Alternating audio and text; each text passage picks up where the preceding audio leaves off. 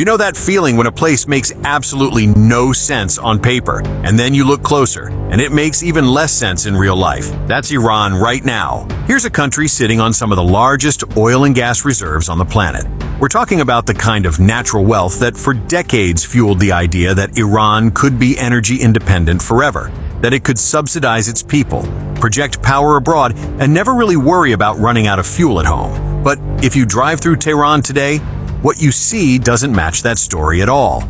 Cars line up for hours, sometimes overnight, just to get 20 liters of gasoline. That's barely enough for a week of normal driving. And for a lot of people, it means choosing between getting to work and getting their kids to school. The lines snake through neighborhoods, blocking side streets, turning normal commutes into half-day ordeals. People bring blankets, thermoses. Sometimes they just sleep in their cars. And while that's happening, military convoys roll past with no wait. Tanks topped up, trucks moving without stopping, priority fuel flowing straight to them. That contrast is where things start to get dangerous. Because this isn't just about being stuck in traffic anymore.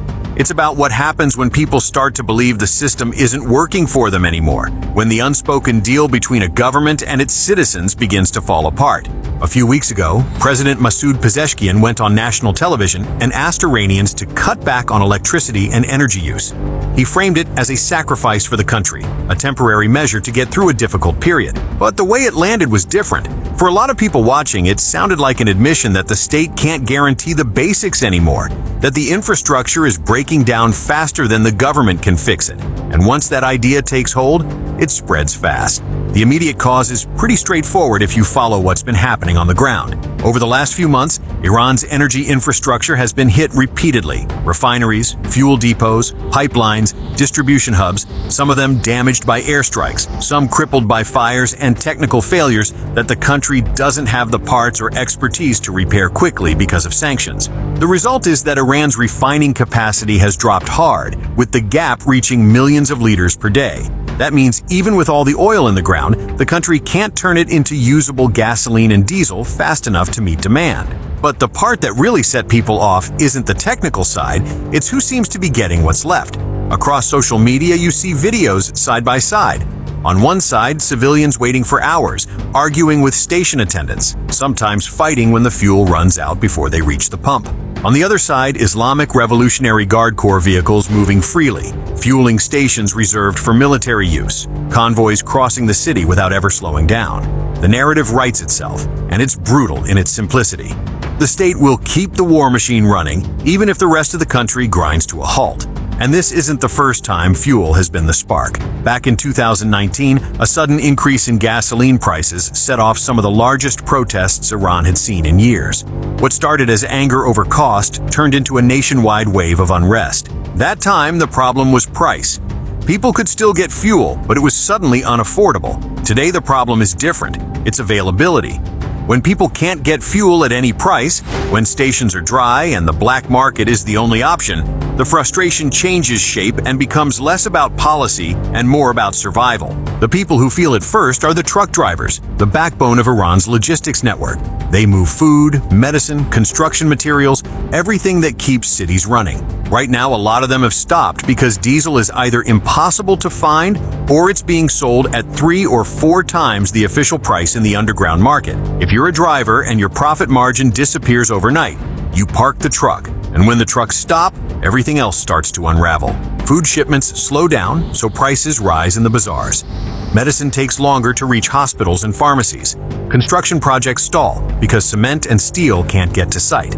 Small shop owners who rely on daily deliveries start closing early because they have nothing to sell. The informal economy, which employs millions of Iranians, starts contracting fast. And with that contraction comes unemployment, and with unemployment comes a different kind of anger. What's different this time is where that anger is directed. For years, when things went wrong in Iran, the government had a ready explanation.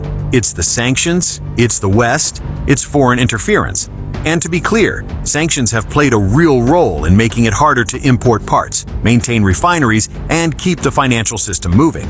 But lately, that explanation isn't landing the way it used to, because people can see the military still moving and state-linked entities still getting fuel. So the question becomes internal.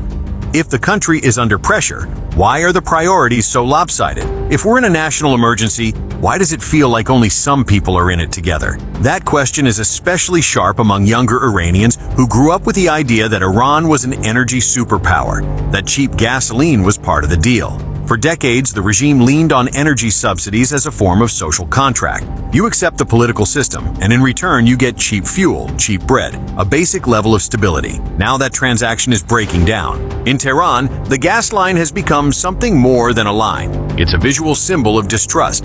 Every hour spent waiting is an hour spent talking to other people who are waiting too, exchanging stories and frustrations until the conclusion becomes the same. The system is protecting itself first. The government is trying to calm things down by saying production will recover and distribution will normalize.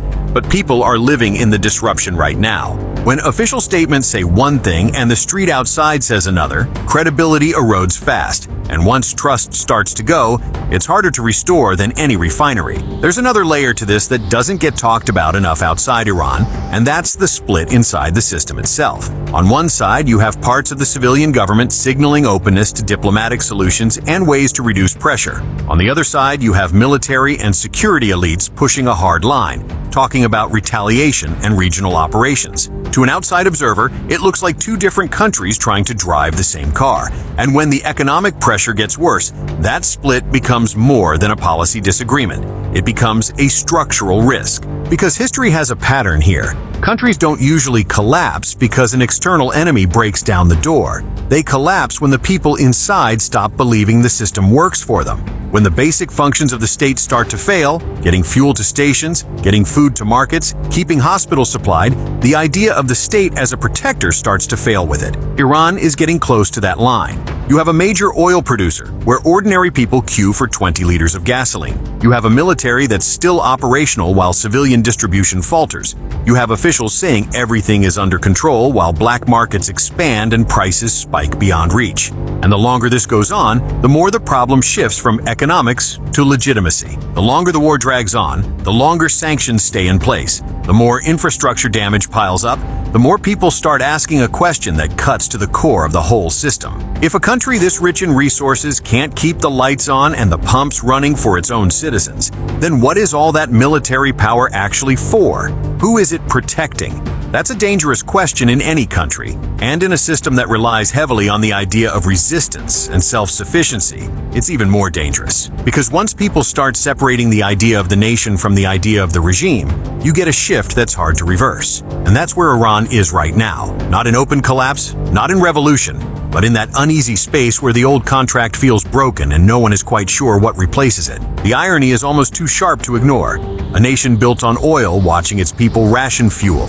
A state that talks about resilience while its cities slow down. A government that asks for sacrifice while a visible part of the state seems exempt from it. To understand how deep this goes, you have to remember what energy means in Iran beyond just cars and generators. For decades, cheap fuel was woven into the entire economic model, keeping transportation costs low, food relatively affordable, and small businesses alive. When that system starts to crack, the ripple effects hit every layer of daily life. A family in Isfahan might spend all day just trying to get to a hospital and back. A bakery in Shiraz might go cold because diesel for generators isn't available. A student in Tabriz might miss a semester because the bus doesn't run. None of this looks like a dramatic explosion on the news. It looks boring. It looks like logistics. But boring problems are the ones that erode a country from the inside out. And it's not just Iran's internal dynamics that make this worse. The regional situation has tightened the noose.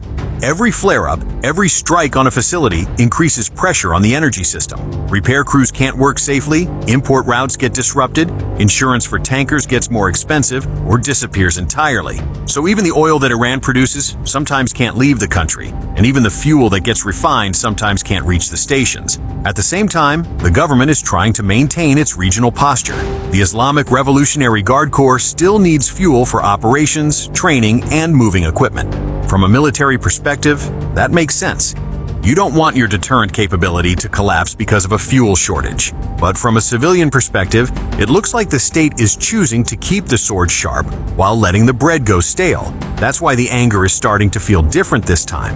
In 2019, people were angry about the price of gasoline going up. Today, people are angry because they're not sure they'll get any gasoline at all. When you talk to analysts who watch Iran closely, they'll tell you that this is the kind of pressure that tests the foundations of a system, not the kind that comes from a single protest or a single strike, but the slow, grinding pressure of daily life not working. People can tolerate a lot if they believe tomorrow will be better, but when tomorrow looks like today, and today looks like yesterday, belief starts to erode. The government knows this, which is why the messaging has shifted to sacrifice and national unity.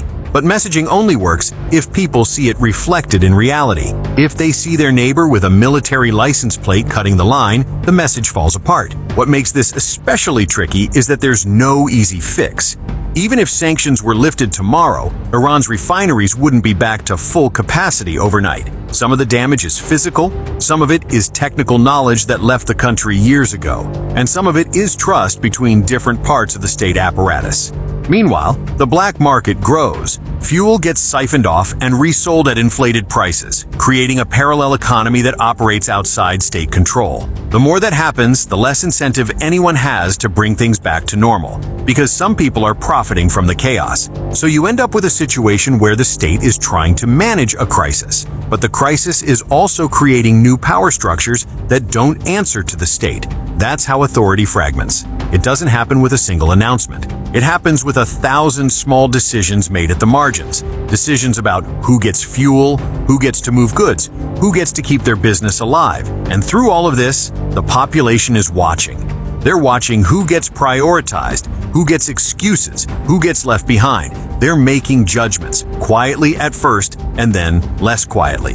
The real threat to Iran at this moment might not be the next airstrike, and it might not be the next round of sanctions. It might be the quiet accumulation of doubt, line by line, hour by hour, at every gas station where people stand and wonder why a country so rich makes them feel like they live in a place that's run out of everything. What do you think happens when that doubt stops being quiet and starts organizing itself into something bigger?